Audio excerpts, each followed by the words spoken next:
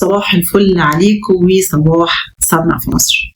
عارفين ان احنا بنتكلم في الصناعات الهندسية ويمكن لسه مكملين فيها بسبب بسيط جدا، ان هي بقت حاجة اساسية في تطور الامم، ان بقت حاجات كتير محتاجين لها مكان كتير عشان تبقى موجودة في حياتنا ونعرف نستخدمها.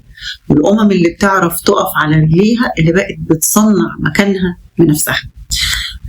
الحته بتاعت الديب اندستري بارك وتصنيع مكنك بنفسك يمكن عملنا عليها حلقات ولسه هنكمل فيها حلقات عشان نشوف مصر متفوقه وايه في صناعه المكن، ومحتاجين نبقى متواجدين في ايه في صناعه المكن.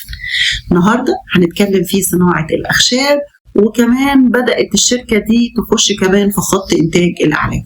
شركه خالد محمود للصناعات الهندسيه قدرت ان هي تعمل مكن متخصص في نشاره الخشب.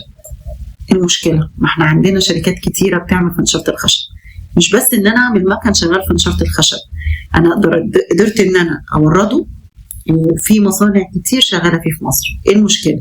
تعرف ان احنا بنصدر لاوروبا. ايه المشكله؟ تعرف كمان ان احنا بنصدر للدول العربيه. ايه ده بجد؟ ده اللي قدرت تعمله شركه خالد محمود للصناعات الهندسيه.